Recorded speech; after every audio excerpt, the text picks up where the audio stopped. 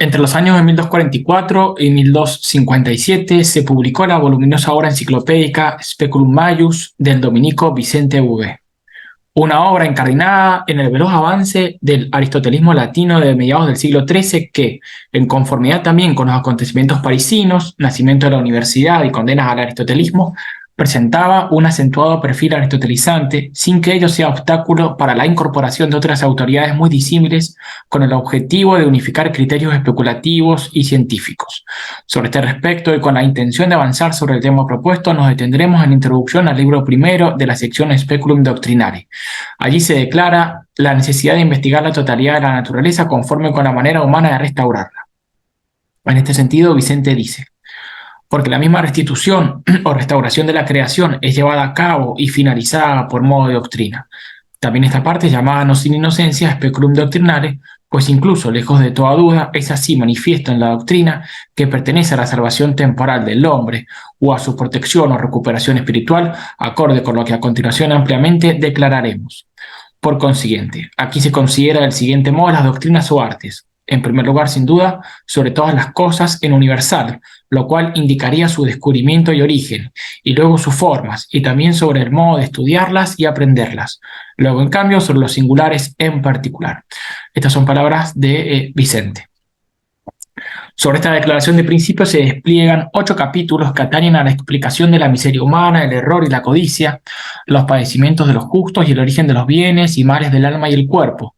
Solo a continuación, conforme con el propósito de la presente exposición, el capítulo 9 enlaza con el prólogo al declarar, en boca de Ricardo de San Víctor y bajo el título sobre el descubrimiento de las ciencias que son dadas al hombre para remedio de sus males, lo siguiente. Dice así: la disciplina teórica se interpreta contemplativa, la práctica se dice activa, la mecánica se dice transformadora e imitadora de la naturaleza, y la lógica arte de las palabras. Por lo tanto, son estas 4 ciencias en las que se divide toda la filosofía. En cambio, la magia queda excluida de toda ella conforme con alusiones de otros capítulos. La marcha de los capítulos prosigue con una breve historia de la filosofía acorde con las apreciaciones de Agustín de Hipona en su De Civitate Dei, y finalmente una división detallada de sus escuelas según declara Isidoro de Sevilla en sus etimologías. Este recorrido, en parte histórico, en parte sistemático, culmina con las definiciones del capítulo 13, donde se ofrecen 7 síntesis sobre su nombre y orientación. A este último apartado nos dedicaremos en particular. Dicho esto, el primer apartado entonces se titula Similitudes en el entendimiento de la noción de filosofía. En concordancia con lo afirmado anteriormente, Vicente Bouvet divide el capítulo 13 del libro 1 en 7 definiciones de la noción de filosofía. Allí menciona, además de su propio entendimiento sobre la cuestión, a Ricardo de San Víctor, Isidoro de Sevilla, Hermes Trismegisto, Miguel Escoto, Alfarabi y Boecio. En ningún caso se observa un orden preestablecido con intencionalidad manifiesta. No hay un orden cronológico ni un orden de orientación en las sucesivas definiciones. La palabra de Vicente es sucinta y genérica. En los demás casos, las descripciones orientan y ponderan la comprensión del término de Marras hacia algunos de sus componentes, en general comunes en cada una de las definiciones. Sobre este basamento común y en relación con la diferencia que las separa, todavía es posible agruparlas. La definición de Ricardo de San Víctor e Isidoro deben considerarse en su conjunto. Miguel Escoto, Alfarabi, Boecio y la propia de Bouvet configuran otra categoría de comprensión. En cambio, queda aislada en su singularidad la definición de Hermes Trismegisto. Pero veamos ello con mayor detalle. El texto de Ricardo dice lo siguiente, cito: sin embargo, la disciplina que probablemente investiga las razones de todas las cosas humanas y divinas sea la filosofía. Esta es la primera definición mencionada por el dominico. Allí está su valía disciplinar. En ella, bajo ella, está todo conocimiento. No hay nada fuera de ella excepto la magia, según se afirmó con anterioridad. La filosofía es la disciplina máxima que parece reunir todo saber acorde con una metodología causal. No se investiga simplemente por descripciones precisas, se indaga cuando aquello también queda asumido y regido por la causa de los entes. Por la primera distinción, la filosofía se dice fundamentalmente trivium y quadrivium. En cambio, por la segunda, dice filosofía teológica o teología natural. Por otro lado, La definición de Isidoro de Sevilla parece contemplar la sucinta exposición de Ricardo. El fragmento que presenta Vicente es un poco más extenso y explícito en sus distinciones. El Hispalensis afirma lo siguiente. Cito entonces: la filosofía es el conocimiento de las cosas humanas y divinas junto con el estudio del buen vivir. Luego, ella parece constatar dos cuestiones, a saber, la ciencia y la opinión. Hay ciencia cuando alguna cosa se percibe cierta por la razón. En cambio, hay opinión cuando todavía una cosa permanece incierta y oculta y parece no haber una explicación firme. Ejemplo de ello: si el Sol sea mayor que la Tierra, si la Luna sea esférica o cóncava, si las estrellas del cielo le están adheridas o tienen una trayectoria errante por el aire, de qué consta la materia del cielo y cuál es su magnitud, y también cuál sea el espesor de la Tierra o sobre qué fundamento permanece sin ataduras y en suspenso. Hasta aquí la primera sección del extenso fragmento. La definición de Isidoro contempla explícitamente aquella de Ricardo con consideraciones sobre una vida moralmente virtuosa y añade una decisiva distinción sobre la filosofía en términos de ciencia y una opinión que tiende a incorporarse al saber científico. La filosofía es ciencia cuando entiende acerca de los entes y argumenta con certeza razonada sobre los mismos, pero atiende también la opinión cuando ella está, en cierto modo, en el ámbito de la ciencia, pues los entes no permanecen ocultos e inciertos sin más para la razón. No hay aquí una opinión por fuera de la ciencia, cual estrictamente opuesta. Antes bien, la razón es la facultad que interroga las causas de los entes y al hacerlo, enmienda y corrige la opinión al trocarla en conocimiento cierto. De esta manera, la distinción entre opinión y ciencia queda enmarcada en la definición de filosofía propuesta, donde la opinión cumple el locus de motor incesante en comparación con la firmeza inmóvil del conocimiento cierto, una vez solucionada racionalmente la duda. La marcha circular de pregunta y respuesta permite un decisivo avance en el conocimiento científico. En conformidad con lo afirmado hasta el momento, Vicente prosigue con el texto de Isidoro al aludir a la filosofía griega cuando enuncia lo siguiente. La filosofía se interpreta amor a la sabiduría, pues entre los griegos filía dice amor y sofía sabiduría. Asimismo, algunos doctores la definieron así: la filosofía, en cuanto es posible al hombre, es ciencia probable de las cosas divinas y humanas. Y también de otro modo, la filosofía es arte de artes y disciplina de disciplinas. Y todavía más, la filosofía es una meditación acerca de la muerte, cuya definición más conviene a los cristianos, los cuales, alejados de las ambiciones mundanas y en trato con los aportes de aquella disciplina, viven a semejanza de una patria futura. Bien, la distinción al interior de la filosofía entre opinión y ciencia aplica a la diferencia de ámbitos de cada disciplina. Con todo, en cada caso gobierna siempre la misma máxima: amor a la sabiduría. En ello está el asombro y admiración de las cosas que promueven un mejor conocimiento causal de lo humano y lo divino. Por esta razón, su nombre indica también primacía, arte de las artes y disciplina de las disciplinas. Su universalidad es una prioridad heredada de los griegos, pero ahí también hay una variante que pone en manifiesto la razón por la que es altamente estimada por el cristianismo. En un sentido particularmente caro para el cristiano, la filosofía es meditación acerca de la muerte. Aquí la principal diferencia con la definición de Ricardo, y que es complemento del entendimiento de la filosofía como estudio del buen vivir. El cristianismo asimila la máxima griega en orden a incorporarla para sí y no en cambio para transformarse en ella. El cristiano no vive acorde con la filosofía griega, sino antes bien acorde con su imitación a Cristo. Luego, el buen vivir de los griegos queda sujeto al modelo de Cristo, donde la noción de sabiduría es reinterpretada en el seno del cristianismo, que es paradigma de comportamiento y razonamiento.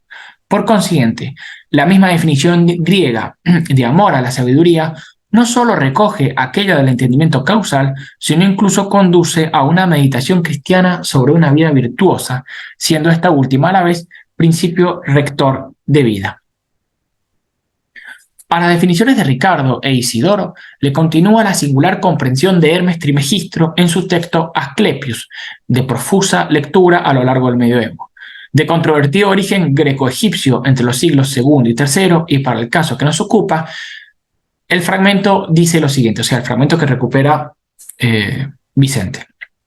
Dice así: únicamente la filosofía, para conocer la divinidad, es contemplación frecuente y santa religión. Pues Rendir culto a la divinidad y venerar sus obras con una mente simple y también dar gracias a la voluntad del Dios, que es la única bondad plenísima.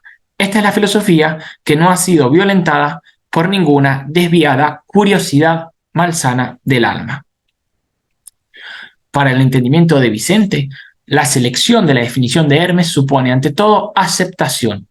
Queda incorporada sin cuestionamiento alguno, pero de ella no hay una hermenéutica contextual, antes bien indicaría la variante un tanto forzada de las definiciones anteriores previas de Ricardo e Isidoro cuando se señala la filosofía como ciencia teológica.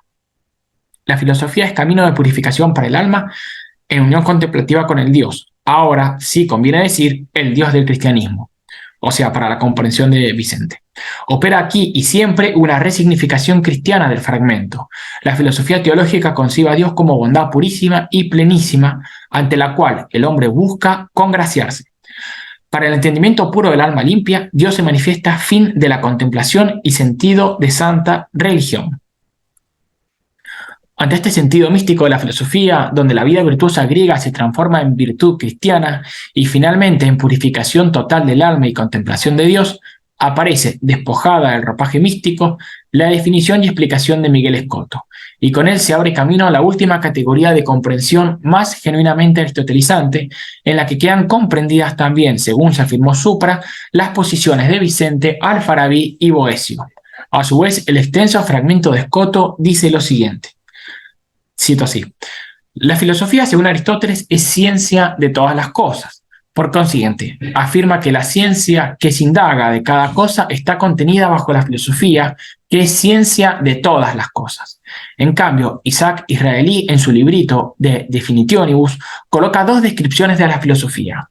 Una de ellas es tomada por una propiedad suya y es la siguiente: la filosofía expresa la semejanza del hombre con las obras del Creador, según la virtud de la humanidad, pues asimilarse a las obras de Dios es saber la verdad de las cosas por medio de las cuales conocemos sus cuatro causas. En cambio, la otra descripción se toma desde su efecto y es la siguiente: la filosofía es conocimiento íntegro del hombre respecto de sí. En efecto, cuando el hombre se conoce íntegramente, conoce lo que cada cosa es, a saber, la sustancia y el accidente. Luego, lo mismo es el arte y la ciencia, y también la doctrina, la disciplina y la facultad. Pues se dice arte porque sintetiza sus reglas, y doctrina por quien enseña, y disciplina por quien aprende. En cambio, se dice ciencia cuando habita ahora en el alma. Pero en cuanto al alma misma, la ciencia se dice anterior en disposición y posterior en hábito. Por lo tanto, la misma ciencia, cuando es actualmente hábito de la mente, se llama facultad, porque da la facultad de obrar según el arte.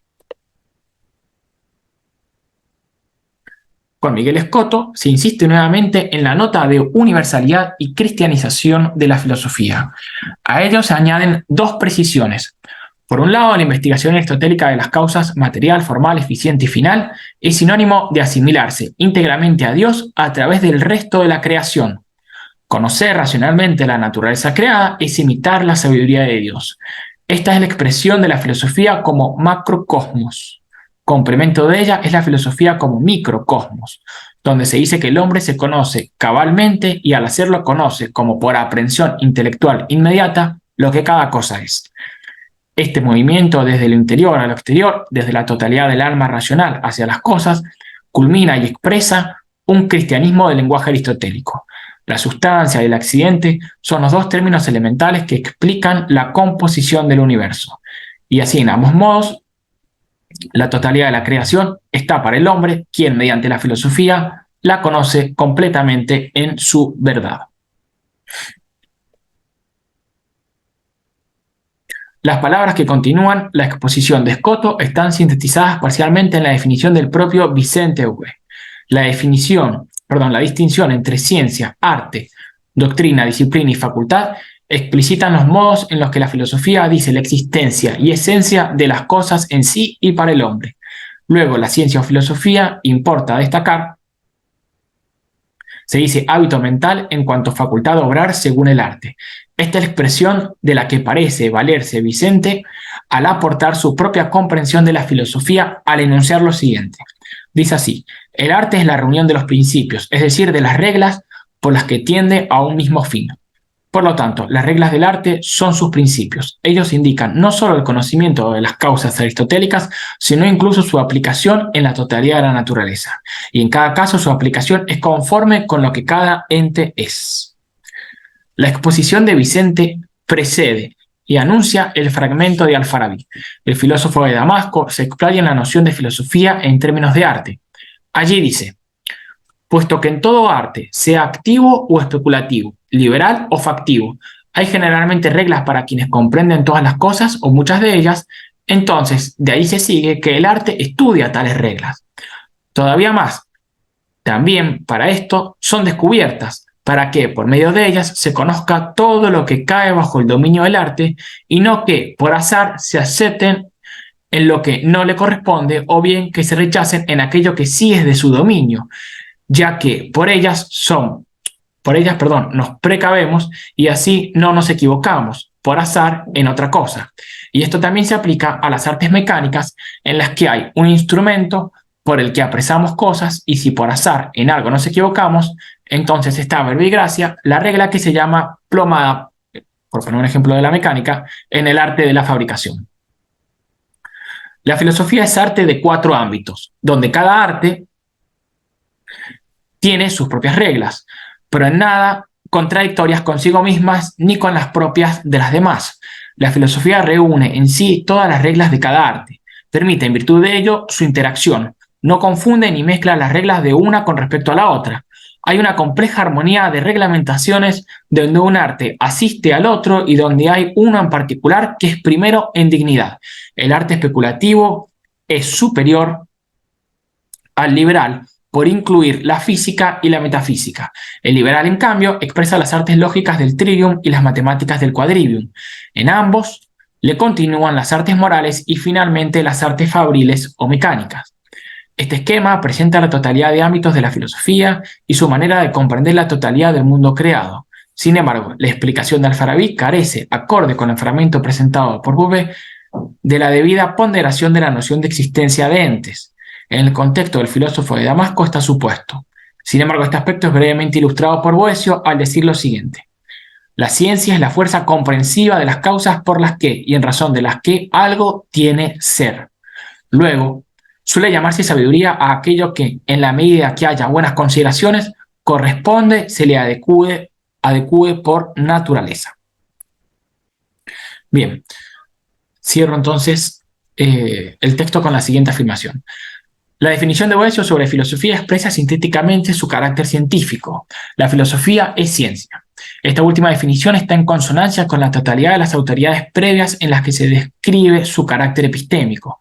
La ciencia investiga por las 4 causas aristotélicas, abarca toda la creación y desde ella se dirige a Dios. Este último aspecto se consolida en los términos metafísica o filosofía teológica. Bouvet no rechaza ni critica parcialmente ninguna de las definiciones, las integra en una visión que respeta las diferencias. Ricardo de San Víctor e Isidoro de Sevilla nos recuerdan su doble ocupación, lo divino y lo humano. En ambos casos se hace presente el entendimiento de Boecio sobre la noción de sabiduría, que es no solo virtud dianoética, sino también virtud regente sobre las demás ciencias o artes. Isidoro explicita la asimilación de la filosofía griega por el pensamiento cristiano, mientras que en este horizonte de religión, Hermes Trismegisto señala oportunamente la necesidad de purificación del alma y la contemplación frecuente de Dios, suma bondad y santidad. Miguel Escoto, sobre las autoridades subsidiarias de Aristóteles e Isaac Israelí, entiende la ciencia y la filosofía como semejanza que guarda el hombre con respecto a Dios mediante la razón que descubre y comprende la verdad, ya sea por vía de la interioridad e integridad de la persona, ya sea por la vía de observación y raciocinio sobre la naturaleza extraña. Y finalmente Alfarabi pondera la noción de filosofía como arte especulativo, liberal, activo o factivo, lo cual también es coincidente con Bouvet al entender que aquella ciencia universal tiene reglas compatibles para cada arte y entre las diferentes artes. Bien, eso es todo lo que quería compartirles. Espero que haya sido de interés y bueno, muchas gracias.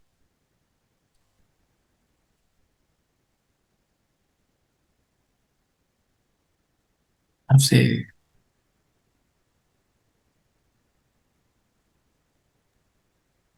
Disculpa, tenía el micrófono apagado. Decía que vamos a dar unos minutos unos instantes para preguntas al fin de las cuatro exposiciones. ¿Sí?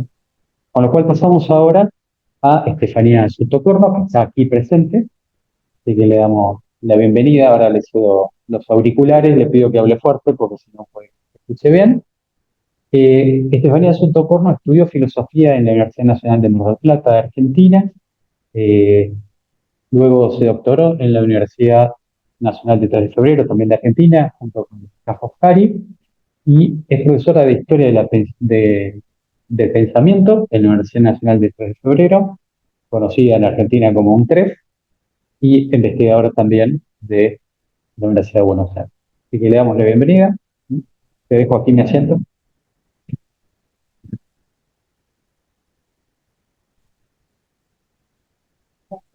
Muchas gracias.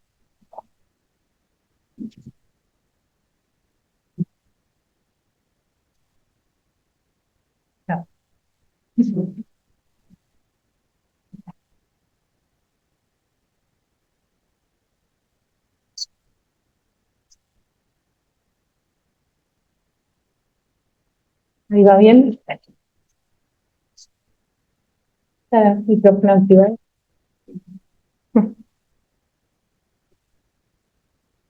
Bueno, buenas tardes a todas, todos. Muchas gracias por el espacio. Hay tanta tecnología. Bueno, voy a pasar a leer mi texto para... Sí, el título es Un caso complejo de transmisión y atribución. Los Statuta Ecclesiae Antiquo.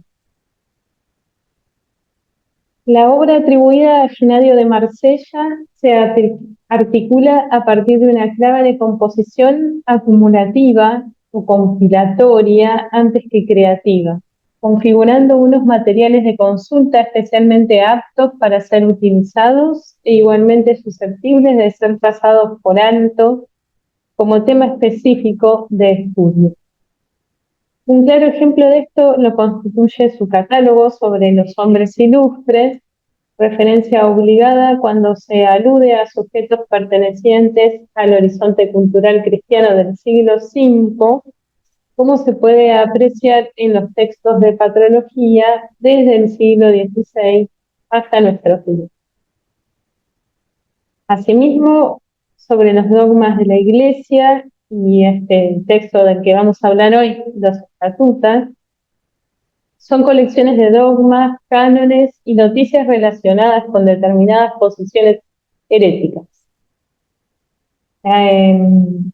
Muchos han circulado desde estos textos bajo los nombres de Isidoro de Sevilla o Agustín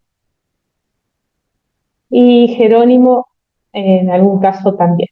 Es notable el hecho de que para Charmounier la voluntad de anonimato constituya un indicio relevante para decidir la atribución de estos estatutos a favor de Genadio. En 1960, Mounier editó esta compilación de cánones que nos llegó bajo el título de Estatuta Ecclesia Antiqua. El estudio introductorio sitúa la compilación en el sur de Galia entre los años 442 y 506. Anteriormente ya se había señalado su espíritu reformador, digamos así, en beneficio de sacerdotes y en detrimento de obispos y diáconos. Dado que Genadio de Marsella es mencionado como presbítero en el último capítulo de su catálogo sobre los hombres ilustres, esto lleva a Mounier a atribuirle la composición sin una mínima alusión a la complejidad de la transmisión manuscrita ni del carácter probablemente apócrifo del capítulo autorreferencial.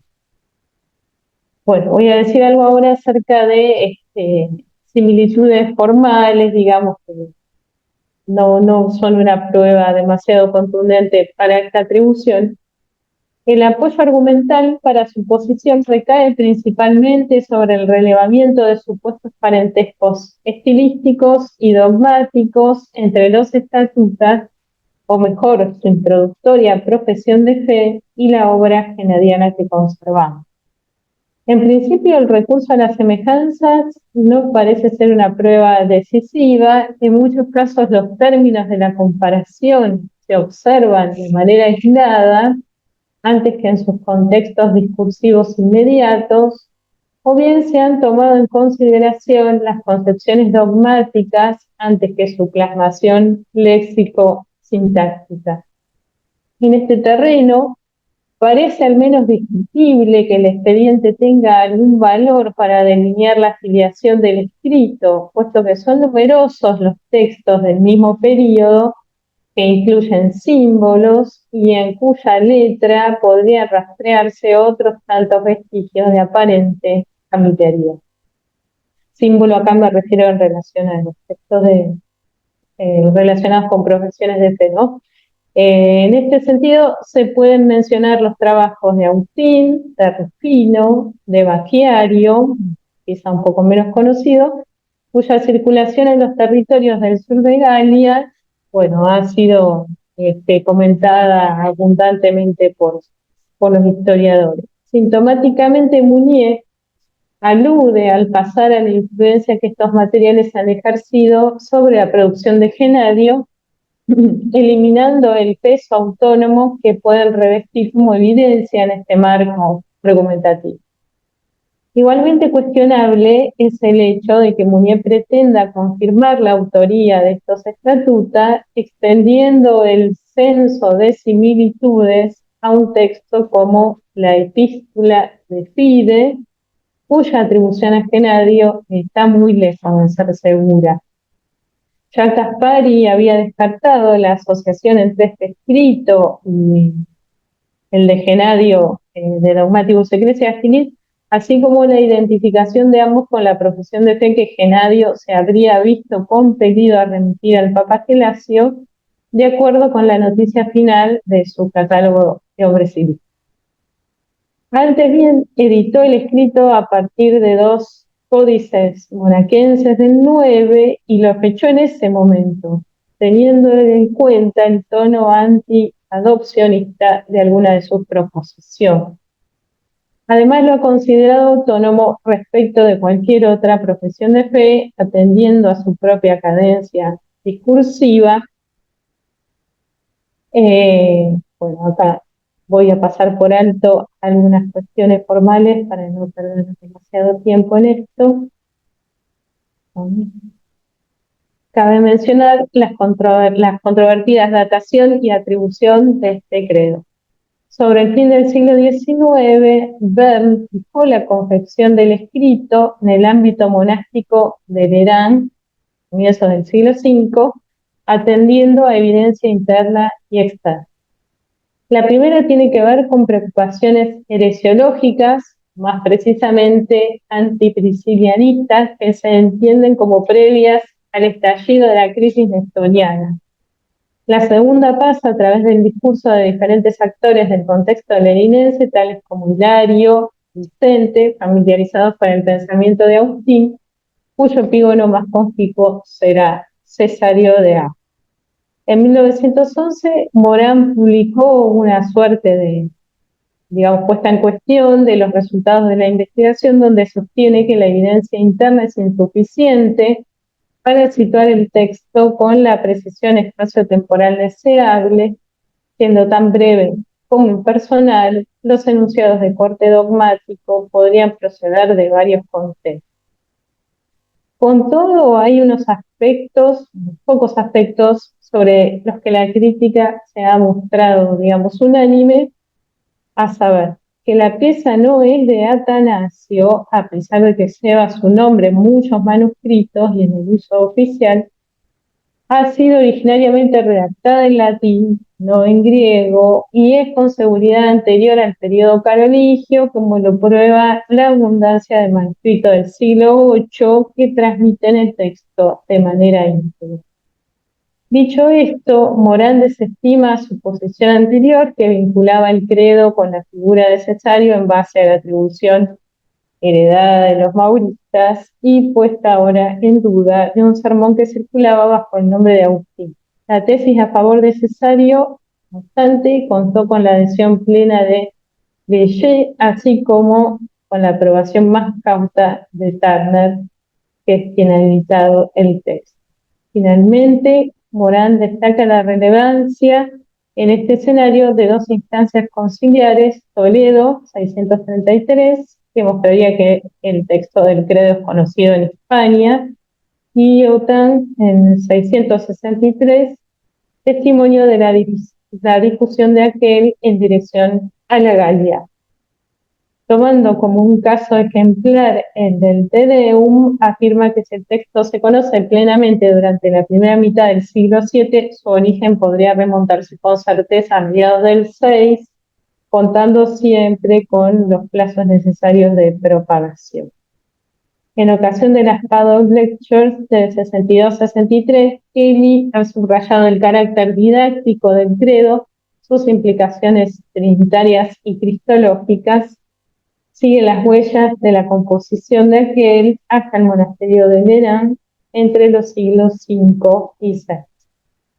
Aún sin la adscripción puntual del documento a un autor individualizado, parece haber consenso acerca de la situación del mismo en el contexto galo entre los siglos V y VI. Posiblemente resulte sensato suponer que es hasta donde podemos avanzar sin caer en afirmaciones arbitrarias o faltas de justificación suficiente. La elección de Genadio por parte de Mounier nos resulta dudosa también porque no es consistente con el horizonte de intereses de los textos que se atribuyen por consenso al marsellés. Estos son los que veníamos mencionando sobre el catálogo de hombres ilustres y acerca de los dogmas de la Iglesia. Que este encarnara en algún momento de su trabajo intelectual una voluntad reformadora a favor de los sacerdotes, bueno, eso discutible, ¿no? El mero hecho de que la noticia pseudo-genadiana que cierra su catálogo lo identifique como presbítero, incluso su eventual probada pertenencia a esa parcela eclesiástica, no son datos definitivos al respecto. Por cierto, el argumento ex silentio tampoco reviste carácter de evidencia contundente, pero podemos al menos señalar una preocupación constante en los escritos de Genadio por la ortodoxia en detrimento de la ortopraxis. Se trata de textos normativos, pero que funcionan primordialmente a nivel nociológico, o sea, refieren a qué cosas creer, qué cosas leer, antes que al campo de la acción directa, del establecimiento de la concepción doctrinal correcta. Por ende, la creencia en consonancia no se sigue explícitamente un código de comportamiento, ni mucho menos una ulterior articulación del mismo en relación a los grados de la jerarquía eclesiástica. Por lo demás, el carácter prescriptivo de los textos genadianos es indirecto, en el sentido de que no se utilizan formulaciones explícitamente constrictivas de la perspectiva del lector, sino que es a través de la aplicación de unos criterios selectivos tácitos que se traza el sendero seguro y provechoso para aquel. En contraste con el trabajo homónimo Jerónimo, que inscribe oportunamente en el marco de la literatura apologética, el catálogo de Genadio, compuesto hacia 477, reúne breves noticias acerca de personalidades ligadas a la Iglesia, con un legado literario indicando en cada caso los beneficios o perturbaciones que afectarían a sus lectores.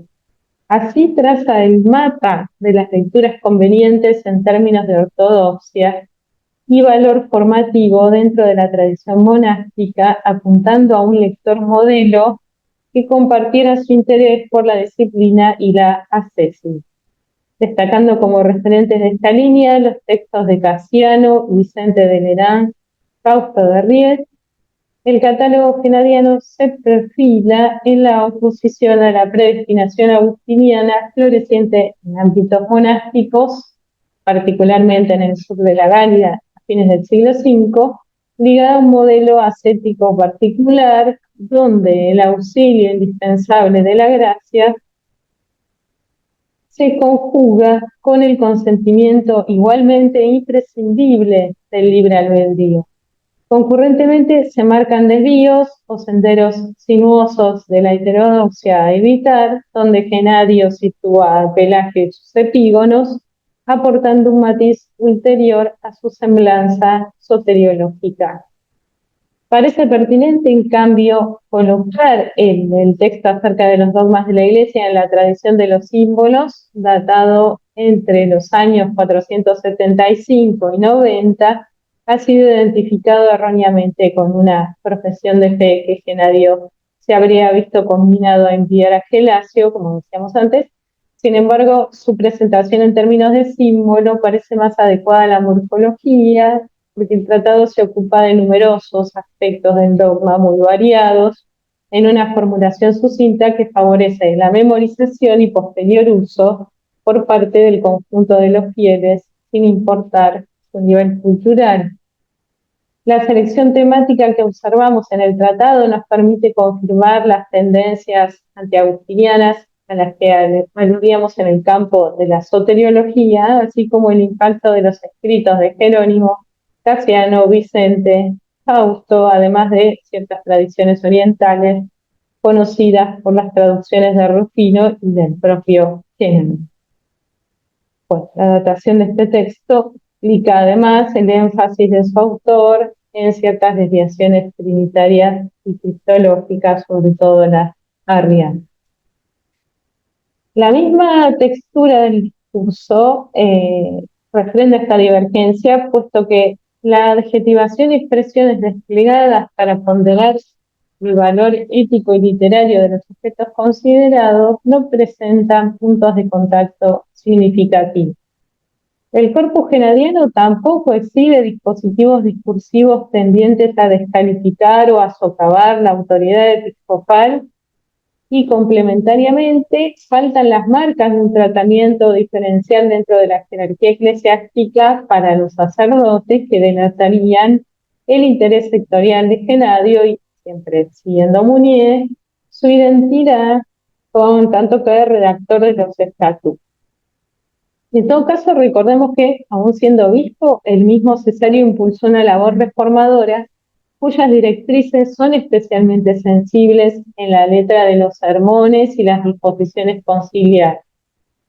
Esas reformas apuntaban al conjunto de la comunidad eclesiástica, poniendo un celo especial en su cima, responsable ante Dios por el desempeño virtuoso de sus subordinados en la jerarquía clerical, y por su consecuencia evidente, la salud de todos los fieles, más o menos simples, más o menos expuestos a las inercias locales de los cultos paganos. Desde esta perspectiva, Cesario proscribe el lujo superfluo en la vestimenta y la mesa del clero, desaconseja los traslados por motivos mundanos, como el mayor renombre o el prestigio de alguna otra sede, establece requisitos precisos para la ordenación en todos los grados de la jerarquía eclesiástica. A los fieles, a su vez, les exige que permanezcan en la iglesia hasta que la misa finalice, que observen un comportamiento adecuado en tales circunstancias. Bueno, hay algunas citas muy elocuentes al respecto, por ejemplo, porque no es conveniente que la misma boca en que ha entrado el Cristo eucarístico pronuncie palabras diabólicas. Busca también disuadirlos de perpetuar prácticas ajenas al horizonte de la liturgia cristiana.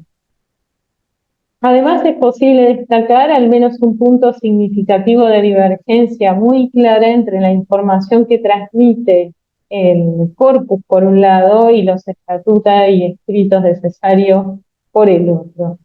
Se trata de la preocupación primaria de este último por amplificar alcances de sus regulaciones salvíficas, la cual lo induce a desdeñar los artificios de la retórica en beneficio del llamado sermo humili. En consonancia con estas afirmaciones, sus biógrafos, los de Cesario, ¿no?, registran el escaso, entusiasmo que suscitaban las lecciones proporcionadas por Homerio, bueno, en su juventud, ¿no? En los estatutos encontramos una recomendación contraria a la frecuentación desinteresada de libros, una enunciación verosímil entre los desvelos de Cesario, pero ciertamente no los dijeron, ¿no?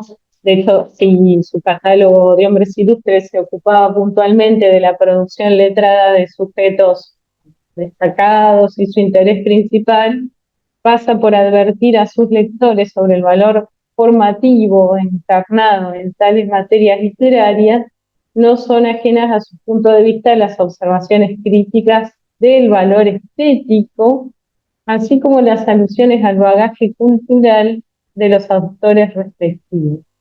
Es importante situar los intereses individuales de Genadio en el ámbito de sus interacciones probables, donde destaca el monasterio de Lenán, dotado de una biblioteca nutrida, pero también sus nexos con Oriente que explicarían su eventual conocimiento de las lenguas griegas y siríacas. También Cesario residió en Lenán, pero los testimonios de sus biógrafos lo muestran exclusivamente dedicado a la práctica y a la administración de una austeridad rigurosa entre sus colegas.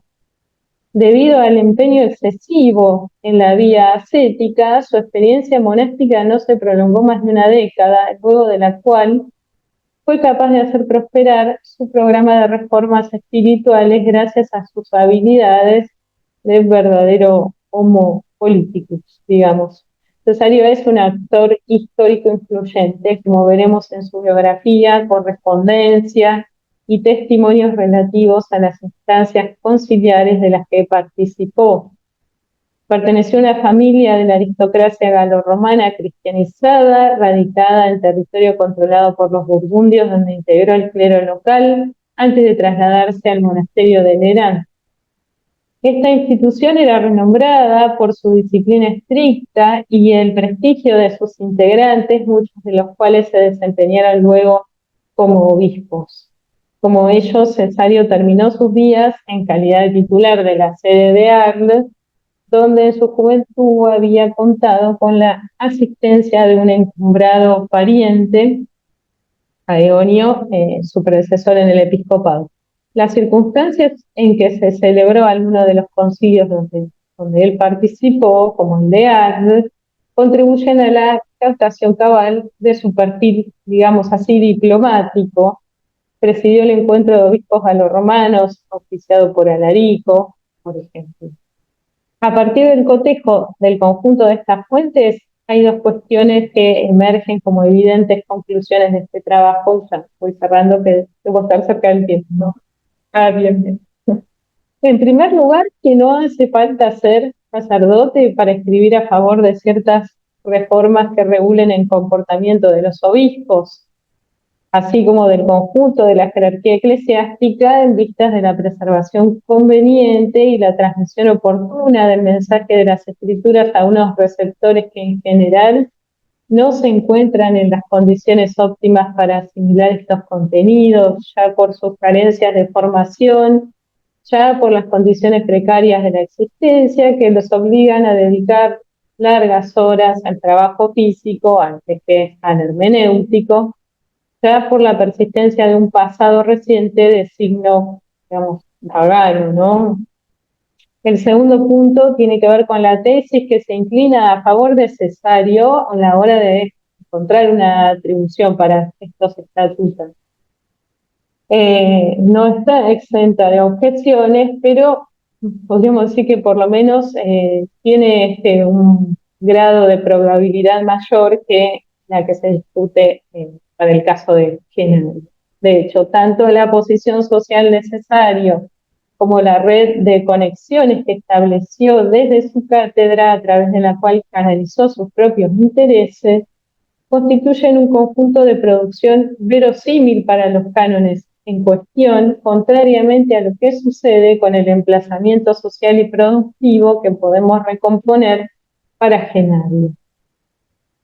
A partir de la publicación, fines del siglo XIX, de la obra de Arthur Mallory sobre Cesario, la atribución del texto en cuestión a este obispo se vio respaldada por un consenso amplio. Como se señalará unos años más tarde, Morán, el terreno había sido previamente dispuesto por los hermanos Valerini, que habían determinado que la identificación de los cánones con la labor del cuarto concilio celebrado en Cartago, según consta de la tradición manuscrita, se debía al error de algún copista. Luego, ya en la segunda mitad del XIX, Maassen afirmó reconocer la disciplina arlesiana en la letra de los estatutas. En su trabajo, Mallory sostenía que los estatutas son resultado de la reunión de materiales de distintas procedencias, ¿no? Griegos, africanos y autóctonos, conservados en los archivos de Arles y llevada a cabo posiblemente a imitación de lo que hacía ya tiempo sucedía en el horizonte de la elaboración teológica y dogmática griega, con el objetivo de proporcionar unas pautas disciplinarias nítidas que se añadieran a las que podían leerse desde la noche de los tiempos en las escrituras. Ahora bien, el punto clave de la lectura de Mallory está en lo que con Tyson podríamos denominar el colorido local. Esto es el reconocimiento de aquellos elementos textuales o datos localizables que apunten a determinados entornos físico y social, más bien, así como ciertas perspectivas locales. Se podría proceder a enumerar marcas discursivas que, a juicio de Mallory, circunscriben progresivamente el contexto de producción hasta situar el texto de los estatutados con la pluma de Cesario. Entre estos datos localizables, en primer lugar, podemos mencionar la adaptación al ámbito geográfico arlesiano de antecedentes galos con que contaba el texto en cuestión, ¿no? Sobre todo para la regulación relativa a obispos y sacerdotes, esto es los concilios que Hilario encabezó en Rie, Besón y Orán. Así los campos de Besón se verán sustituidos por el ajetreado mar de Arles. Son referencias pequeñas, pero que pueden ser muy delatoras sobre todo cuando falta toda otra evidencia, ¿no? Accidentes que pueden sobrevenir a los miembros de la Iglesia, inconvenientes de demorar la penitencia, denuncias por parte de los estatutos de la distracción que suponían espectáculos, bueno, la agitación del mercado, en detrimento de la conducta piadosa. Bueno, todo esto es leído como alusiones concretas al teatro, la arena y la vida pública en la sede de César. Bueno, no quiero demorar más, ya estamos, pero bueno, son datos, digamos que, si bien tampoco son contundentes, como decíamos, por lo menos tienen un nivel de probabilidad y se pueden aceptar en todo caso siempre como eso, ¿no? Probable, no al 100% seguros, al menos hasta que aparezca nueva evidencia. Muchas gracias. Gracias.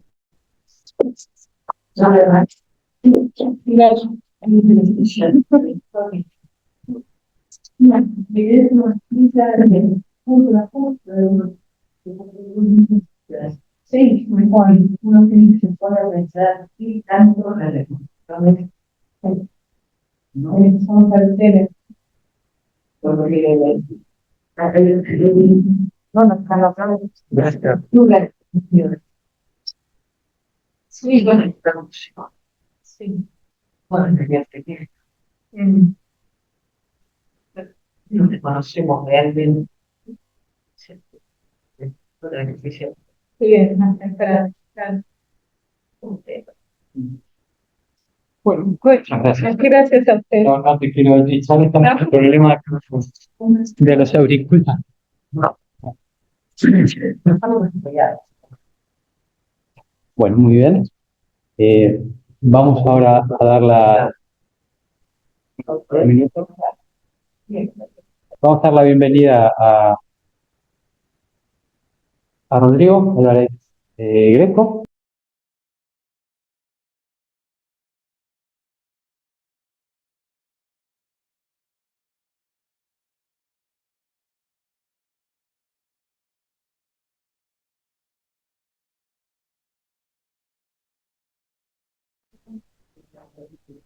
Hola, Rodrigo Álvarez Greco para mantener el micrófono apagado.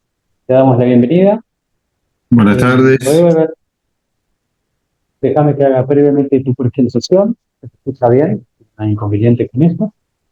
Él es estudiante en la Universidad Católica de La Plata y está haciendo el doctorado en la Universidad Nacional de Cuyo, en los Estados en Argentina. ¿Bien? Especialista en lenguas y culturas clásicas en la Academia de Vivarum, Academia de Vivarum Novum de Roma. No sé si hay más de una pronunciación de latín y yo suelo mezclarla, así que no es lo más común. Eso es lo que pasa por tenerlo como lengua leída.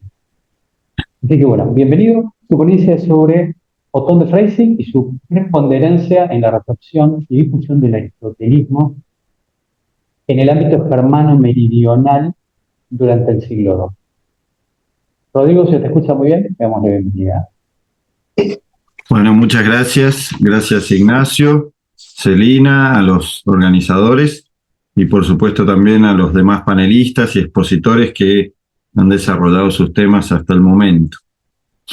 Como dijo Ignacio, el tema de esta ponencia es este autor, Otón de Freising, cronista histórico, obispo del siglo XII, y su preponderancia, su importancia en la difusión de los textos aristotélicos en el ámbito de Germania del Sur, Germania Meridional durante el siglo XII.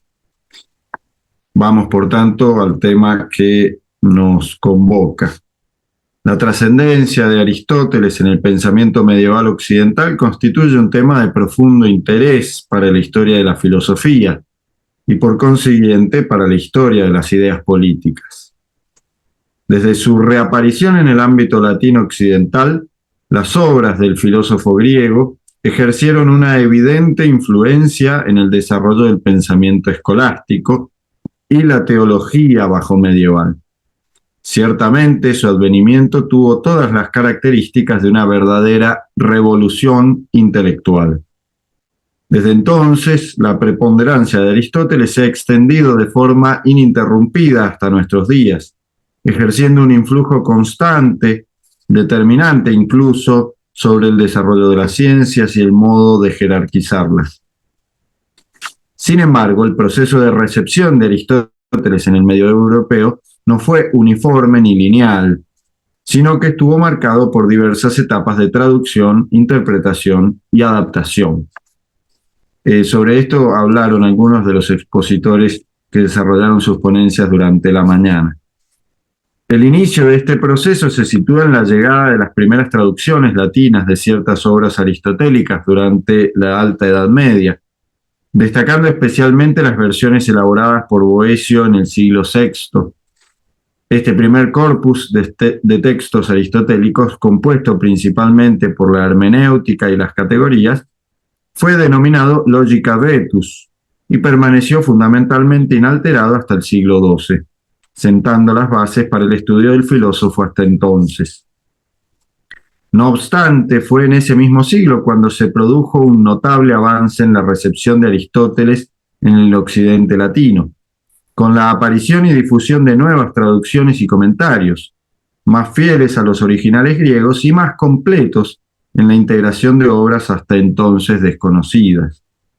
Este período estuvo marcado por la labor de eruditos como Jacobo de Venecia y los traductores de la Escuela de Toledo, quienes llevaron a cabo nuevas versiones de las obras aristotélicas, abarcando tanto la lógica como la metafísica y la ética. Estas traducciones, que constituyeron lo que se denominó la Logica Nova, brindaron una comprensión más completa y precisa del pensamiento aristotélico, estimulando su estudio y debate en las universidades y escuelas monásticas de la época.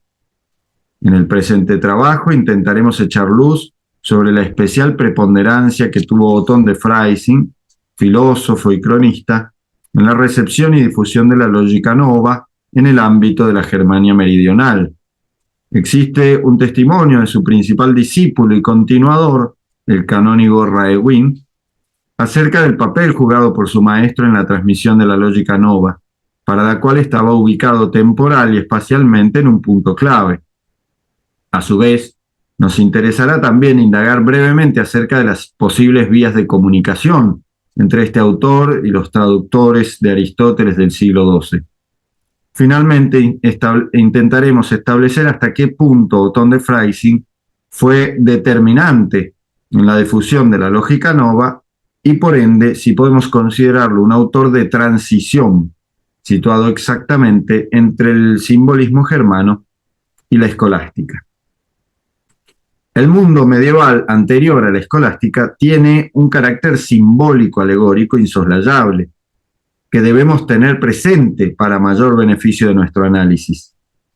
En su clásica monografía titulada Sacrum Imperium, el historiador Alois Dempf acuñó la expresión de simbolismo germánico o Deutsch Symbolismus para identificar con ella la forma mentis de los pensadores medievales del siglo XII.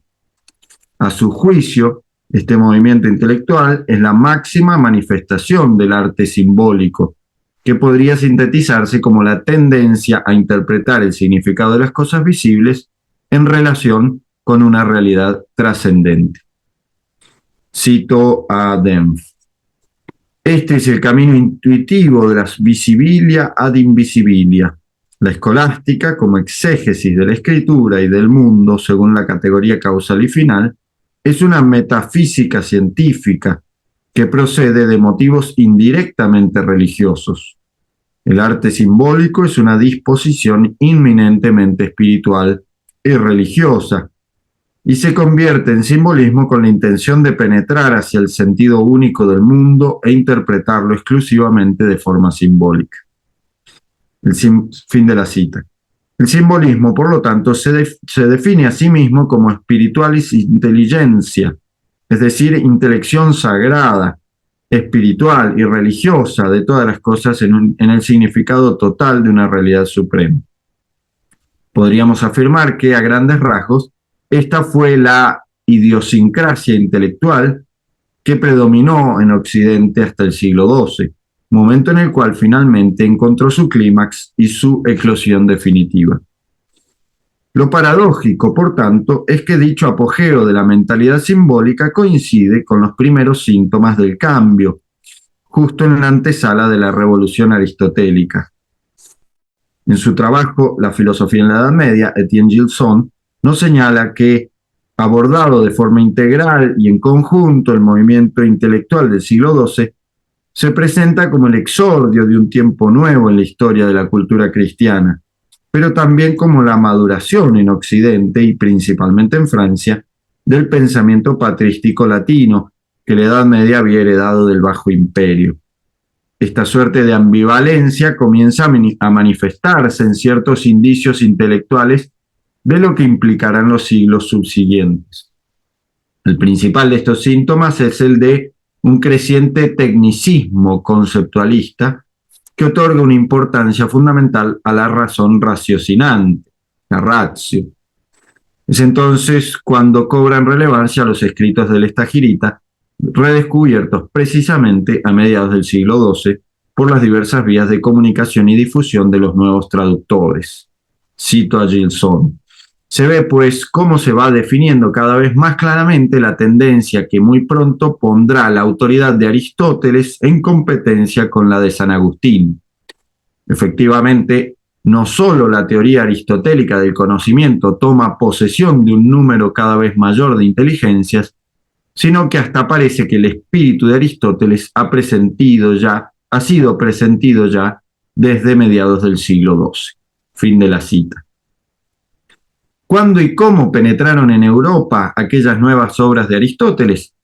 La pregunta interesa especialmente a quien estudia el pensamiento de Otón de Freising, puesto que él fue, según señalamos más arriba, uno de los primeros en difundirlos en su propia región. Es sabido que el conocimiento de los textos de lógica de la Alta Edad Media se limitaba a las traducciones y los comentarios hechos por Boecio, a las categorías y a la interpretación del Estagirita, y al Isagogué de Porfirio. Tal complejo de nociones formó la Logica Vetus y llegó prácticamente sin mutaciones hasta el inicio del siglo XII, tal como mencionamos. Sin embargo, en ese momento y principalmente después de 1120, las cosas cambiaron con la introducción de la Logica Nova. Hacia el 1125, Abelardo había ya leído las refutaciones sofísticas y citaba a los primeros analíticos. En el Heptateucon de Teodorico de Chartres, uno de los maestros de Otón de Freising, eran enumerados el primer libro de los analíticos, los tópicos y las refutaciones sofísticas. Hacia la mitad del siglo, las obras citadas formaban un patrimonio común a muchos estudiosos. Señala Paolo Brezzi que todo esto nos indicaría la existencia de algunos traductores anteriores, incluso completamente ignotos, a través de los cuales fueron difundidas nuevas traducciones de la lógica de Aristóteles en Francia a principios del siglo XII. Las cuales eran diversas de aquellas de Boecio, que fueron pronto olvidadas y no reaparecieron sino más bien tardíamente. Eran diversas también de aquellas que se utilizaban por aquellos mismos años en Italia, es decir, la traducción completada en 1128 por Jacobo de Venecia, criticada por su oscuridad, y finalmente eran diversas también de aquellas más celebradas del siglo siguiente, cuando no fue solamente traducida la lógica, sino toda la producción filosófica de Aristóteles. Por limitarnos a Francia, en los principales centros de estudio de entonces en pleno florecimiento, tales como Chartres, Reims, Laon, París, ya en 1130 se conocía la Logica Nova y se leía con entusiasmo. Por obra de los alumnos que frecuentaban aquellas escuelas, la nueva cultura irradió a Inglaterra y Germania. Tal parece ser el caso de Otón, como veremos a continuación. Otón de Freising, cronista, filósofo y consejero imperial, que vivió entre los años 1114 y 1158 en la región de Baviera, era por vía materna hermanastro del emperador Conrado III, tío de Federico Barbarroja, y estaba íntimamente emparentado con la familia imperial. Hijo de Leopoldo III de Austria y de Inés de Alemania, miembro de una prole numerosa, ya desde joven demostró una marcada inclinación intelectual, razón por la cual fue enviado a estudiar a París, donde se hallaban a la sazón las escuelas más prestigiosas de la época. Al terminar sus estudios, luego de una brevísima experiencia monacal en la abadía de Morimón, fue convocado para hacerse cargo de la diócesis de Freising, situada en un punto estratégico para el imperio, pues era la vía de comunicación directa con Italia. Desde allí desplegó una actividad abrumadora, participando intensamente en la política de su época, siempre con sincero propósito de conciliar los intereses del imperio y de la Iglesia. Intervino en la Segunda Cruzada, reformó la disciplina eclesiástica de su diócesis, actuó directamente en numerosas embajadas y reuniones de la corte, entre otras muchas cosas. En medio de ellas, desplegó su actividad intelectual, escribiendo una crónica universal en 8 libros, agustinianamente titulada Historia de Duabus Civitatibus, y una narración de las gestas de su sobrino, Federico Barbarroja, durante los primeros años de su gobierno. Es en esta segunda obra, precisamente, las Gesta Friederici Primi Imperatoris, que Otón dejó inconclusa a causa de la enfermedad que le dio muerte en 1158, donde aparece la mención acerca de su protagonismo en la difusión de los textos de Aristóteles. En efecto, Raewin, el clérigo que lo había acompañado toda la vida a modo de secretario, decidió continuar las Gesta e incluyó en el libro 4 de las mismas una breve semblanza de su maestro. Entre sus líneas encontramos el siguiente texto. Cito la fuente. Fue instruido en las letras de forma sobresaliente y selecta. Era tenido entre los obispos de Alemania como el primero o entre los primeros, en el sentido de que, además de sus conocimientos de la Sagrada Escritura, de cuyos secretos y arcanos era conocedor sobresaliente, fue casi el primero que en nuestro territorio aportó sutileza en el análisis de los libros de filosofía de Aristóteles, los Tópica, los Analecta y los Elenca. Fin de la cita.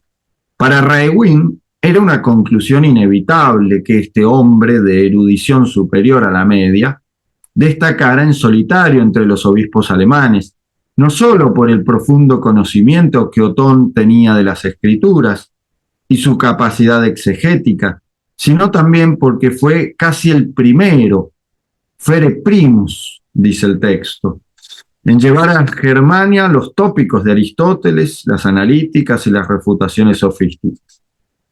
De hecho, Otón había explicado ya en la Historia de Duabus Civitatibus que Aristóteles trató la lógica en 6 libros,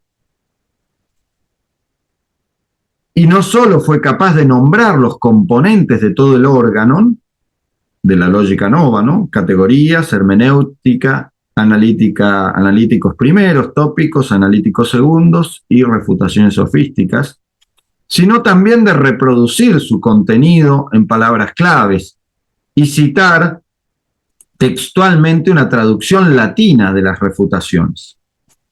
También sabía que Boecio había traducido los escritos de Aristóteles al latín, que existía una traducción a los tópicos escrita por él, así como comentarios traducidos de su propia autoría al respecto. Aunque los 2 pasajes sobre Aristóteles siguen faltando en la primera edición de la Historia y solo se añadieron posteriormente, de ello no se puede concluir en absoluto que Otón no supiera nada de antemano sobre el órgano. Desgraciadamente no dice qué traducciones conocía, lo que dificulta determinar el modo en que se familiarizó con los textos de la lógica nova. Joachim Ehlers, el principal y más actual de los biógrafos de Otón de Freising, y a quien seguimos en estas pesquisas, señala en su trabajo titulado Otto von Freising, ein Intellektualer im Mittelalter, que las citas de Aristóteles que Otón incluyó en la Historia corresponden a la versión latina de Jacobo de Venecia, que no fue escrita antes de 1128, probablemente entre 1130 y 1140. Aunque Boecio ya había traducido todo el órganon, si bien partes de él ya no eran conocidas en el siglo XII. Sin embargo, el Heptateucon de Teodorico de Chartres, como ya dijimos, contenía ya las categorías de hermenéutica y los primeros analíticos, los tópicos y las refutaciones. Por lo que resultaría más probable que Otón hubiera ya leído estos textos durante sus estudios con Teodorico, es decir, entre los años 1128 y 1132. Teodorico fue el primer maestro que comentó las analíticas primeras y las refutaciones, mientras que Gilberto de Poitiers y Pedro Lombardo solo utilizaron la lógica vetus, categorías y hermenéutica. Y Adán de Parvoponte no siguió a Aristóteles en su libro de texto de lógica, terminado en 1132, sino su propio esquema. Esto se corresponde con el informe de Juan de Salisbury, que es muy conocido, que estudió en París entre 1136 y 1147, de que tanto los tópicos como las analíticas y las refutaciones se dieron a conocer allí en esa época, dice el autor, como despertados de la muerte o del sueño. Por supuesto, no se pueden descartar otras vías. En la dieta de la corte de Merseburg de agosto de 1135, Gilberto, canónigo de la catedral de Hildesheim y preboste de San Simón y San Judas de Goslar, fue delegado a Constantinopla junto con Anselmo de Havelberg. Hildesheim se interesaba desde hacía tiempo por los modernistas franceses y poseía textos de Gilberto de Poitiers y Hugo de San Víctor, así como obras de su ámbito de interés, como los Pantegni de Constantino Africano, por lo que Gilberto podría haber hecho adquisiciones en Constantinopla. Dado que Conrado, el hermano menor de Otón, había sido preboste de la catedral de Hildesheim de 1143 a 1148 y tenía como sucesor a Reinaldo de Dassel, la mediación correspondiente habría sido fácil.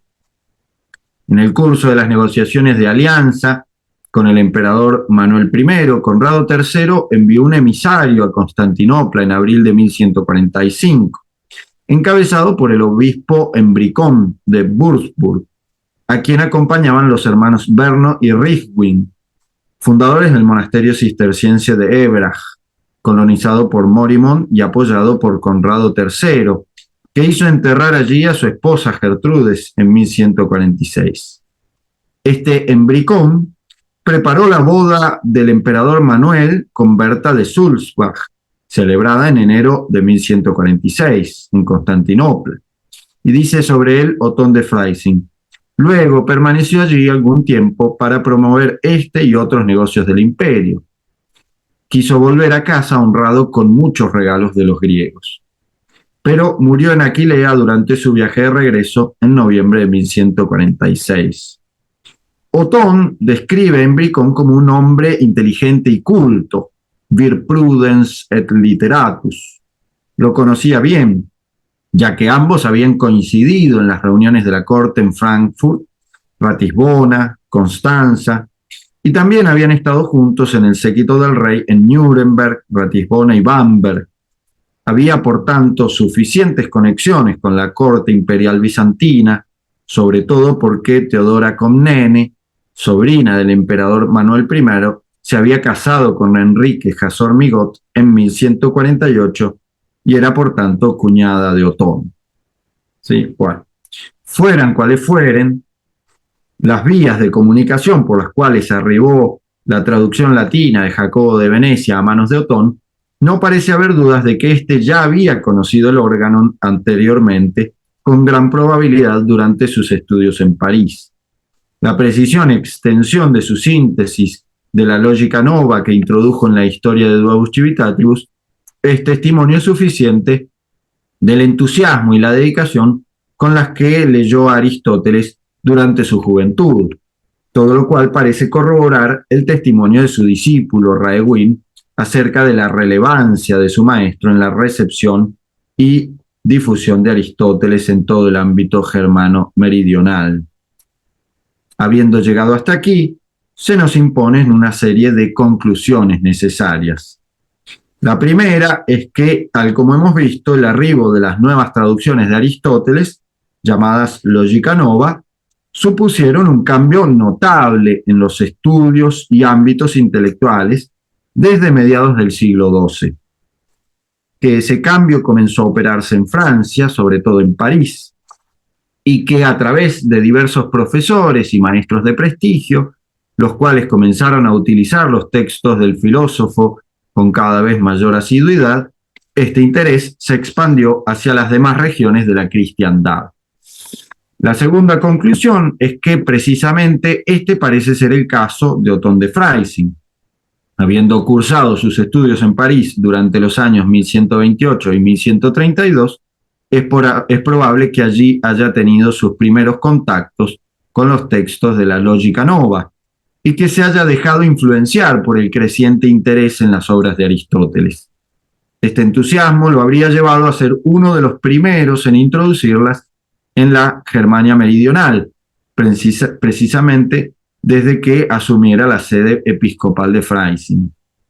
Finalmente, las características de Otón de Freising como exégeta e historiador, a la vez que profundamente interesado en la lógica aristotélica, nos llevan a pensar que se trató de un autor de transición, situado exactamente en el medio de dos movimientos intelectuales distintos.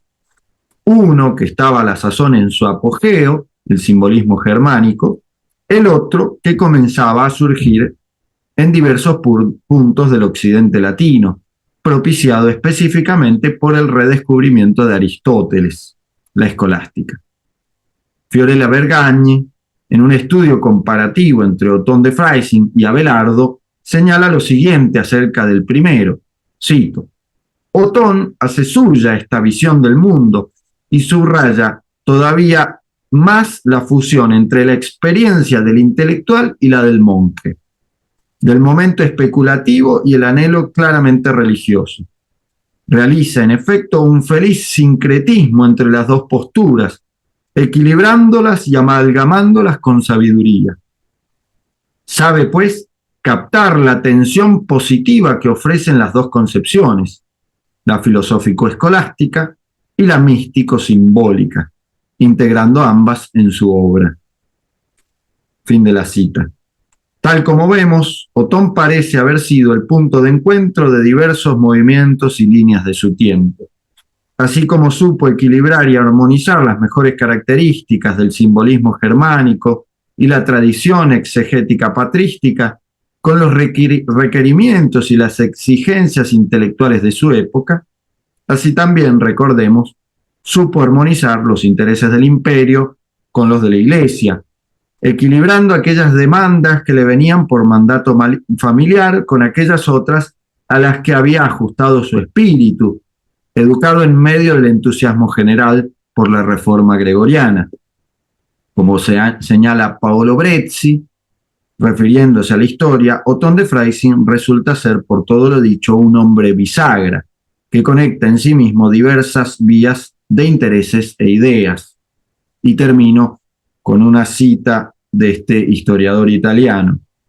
Era necesario que alguien, fortalecido al mismo tiempo por la preparación filosófica y por la iniciación simbólica, formado en la tradición agustiniana, mas no extraño a la nueva escuela de lógica aristotélica, alguien que hubiese vivido en el tumulto de los sucesos políticos, pero alejado en el ánimo de los intereses y de las pasiones del mundo, amante de la santidad de la vida eclesiástica, mas firme defensor de los derechos del Sacro Imperio Romano, era necesario que ese alguien fundiese todos estos elementos en una obra original, vivificada por su pasión religioso-política, embellecida con la elegancia de su estilo literario, purificada en la elevación de sus ideales espirituales. Fin de la cita y muchas gracias.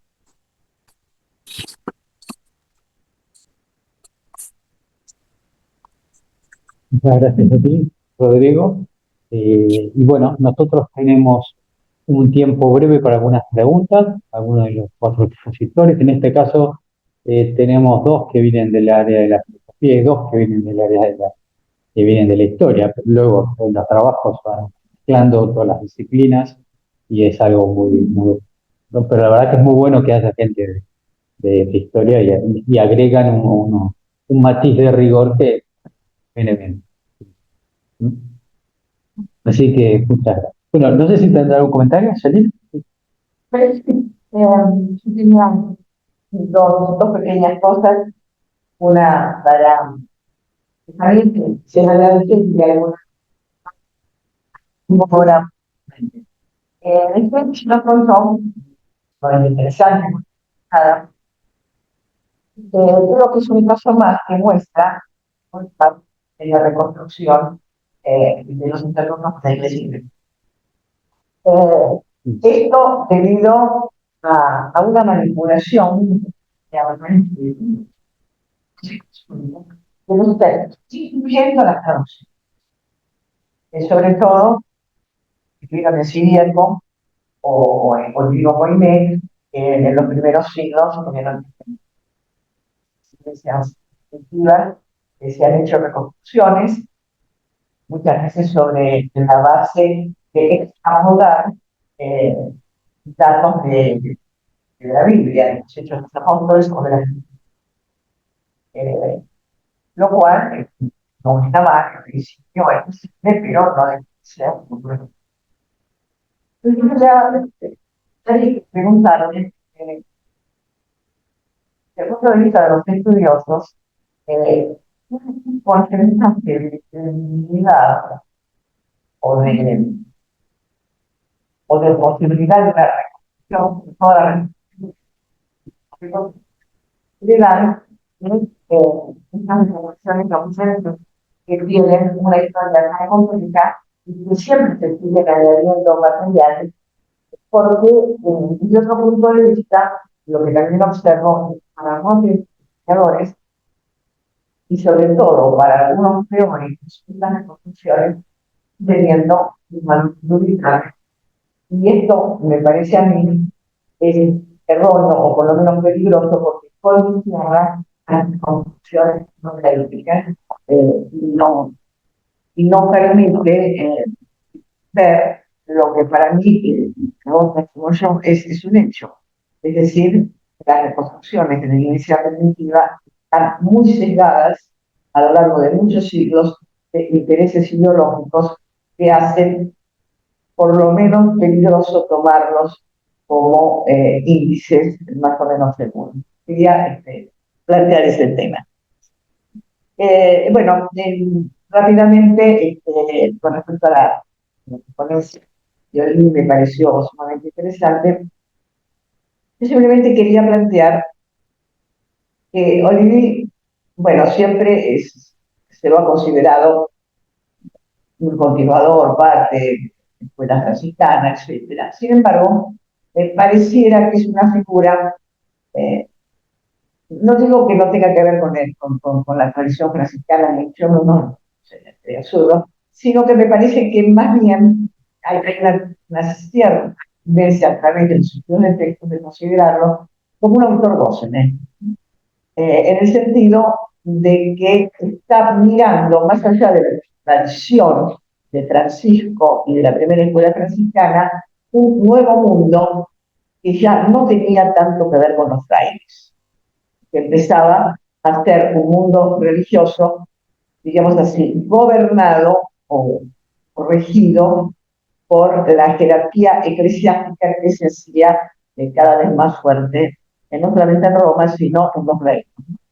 Bueno, quería plantear eso que me parece que es algo que está surgiendo como, nada más que como una inquietud, porque de otra manera es muy incipiente, lo he escuchado, hay algunas clasecitas, pero no se puede decir que sea una corriente. Hagan es una inquietud. Gracias. Si quieres decir algo, Estefanía, tal vez acércate para que se te escuche.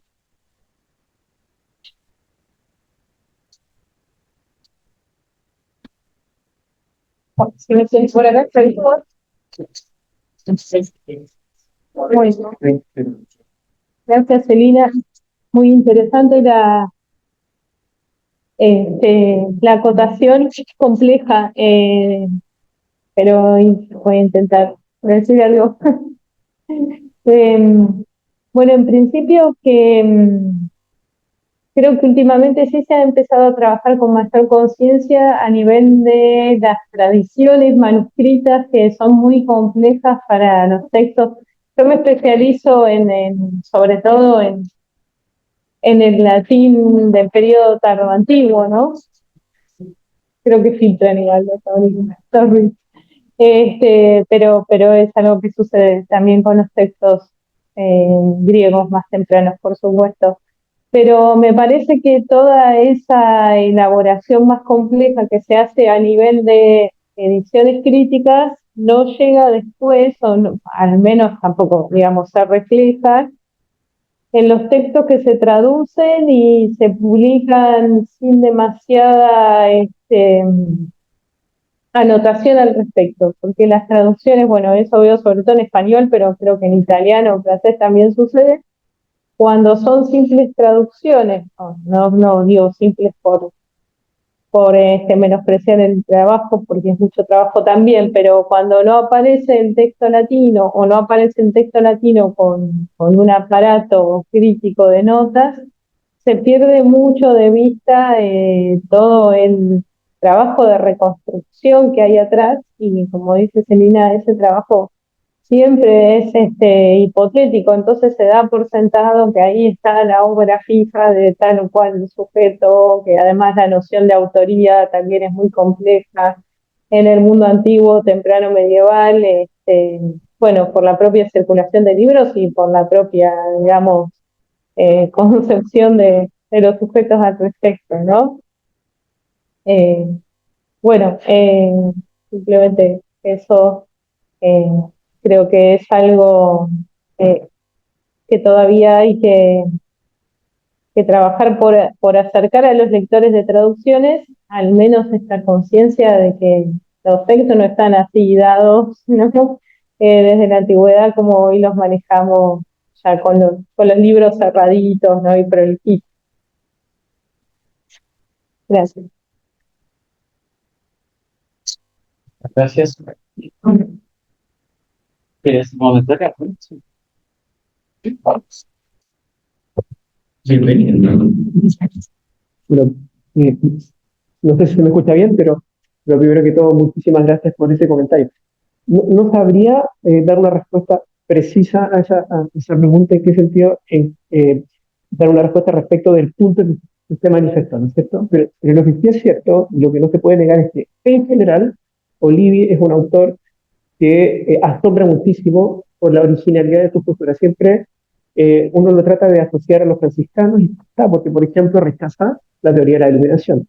Y curiosamente por motivos que eran bastante similares a los cuales, con los cuales los mismos franciscanos solían adoptar la teoría de la iluminación. Entonces, es un autor que cuesta muchísimo, primero que es bastante inclasificable para el siglo XV, y además porque efectivamente él está siempre muy consciente de estar adoptando posturas distintas a las de los demás. Cosa rara entre los escolastitos. O sea, cuando uno lee a Tomás de Aquino y lo compara con Alberto, es distinto. O sea, en cambio, Olivier está como constantemente queriendo marcar la diferencia, pero no por un deseo de mostrarse, ¿no? Sino que porque, bueno, estaba justamente leyendo algunas cosas a propósito de esta ponencia, pero Olivier, él quería fundar una suerte de nueva filosofía, ¿ya?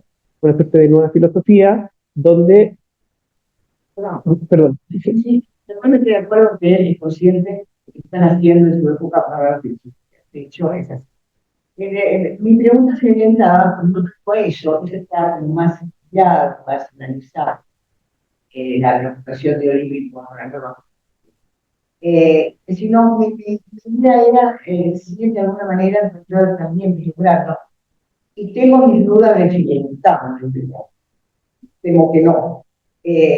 Una nueva manera de proceder eclesiástico, no solo por la indecisión de todo lo que vamos a hacer, sino por este crecimiento de la jerarquía,